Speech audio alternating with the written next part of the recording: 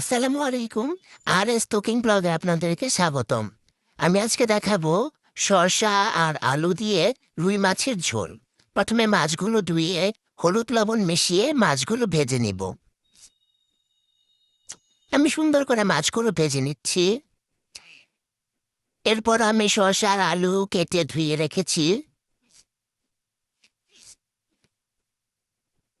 মাছটা একটু উল্টে দিচ্ছি।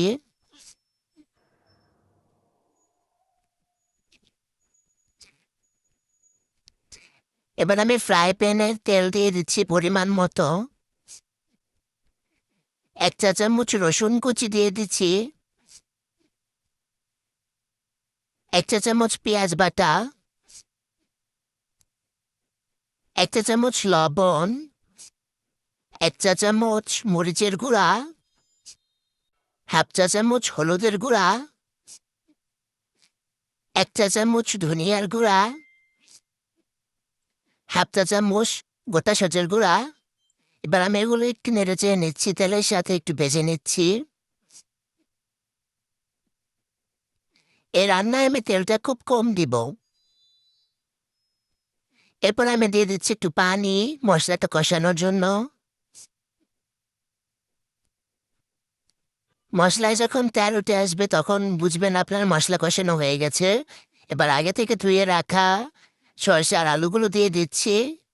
এবার এটা সুন্দর করে নেড়েচেড়ে নিচ্ছি।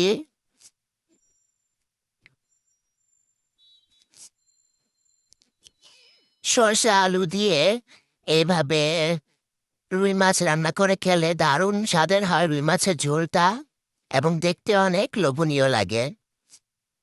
তারপর আমি এটার মধ্যে দিয়ে দিচ্ছি পানি। পরিমাণ মতো পানি দিয়ে সুন্দর করে তরকারিটা করে নিব, রান্না করে নিব।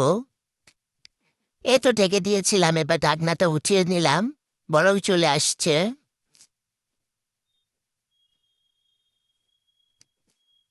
এবার এটাকে আমি আবারও একটু ঢেকে দিব কিছুক্ষণের জন্য, কারণ আলুটা এখনো সিদ্ধ হয়নি। ফিরে আসলাম 5 মিনিট পর। এবার দিয়ে দিচ্ছি একটা টমেটো, 4 ফালি করে কেটে নিয়েছি।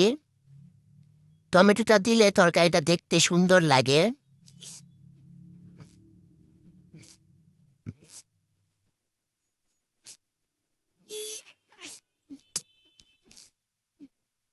তো এটা আমি আবারও ঢেকে দিব।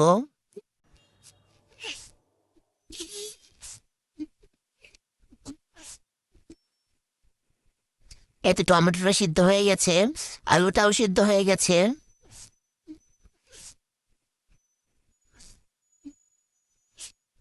এটাকে আমি আরেকটু ঢেকে দিব জলটা আরেকটু শুকানোর জন্য। এবার দিয়ে দিচ্ছি মাছ।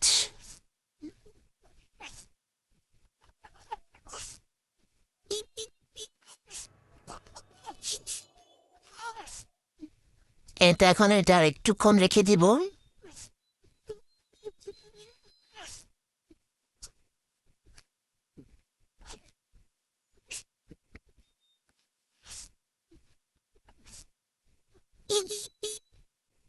এবার একদম হয়ে গেছে আমার রুই মাছের ঝোল। এবার আমি এটাকে সুন্দর করে নামিয়ে নিব। এই দেখেন আমার সুস্বাদু রুই মাছের ঝোল। ভিডিওটি ভালো লাগলে অবশ্যই সাবস্ক্রাইব করবেন।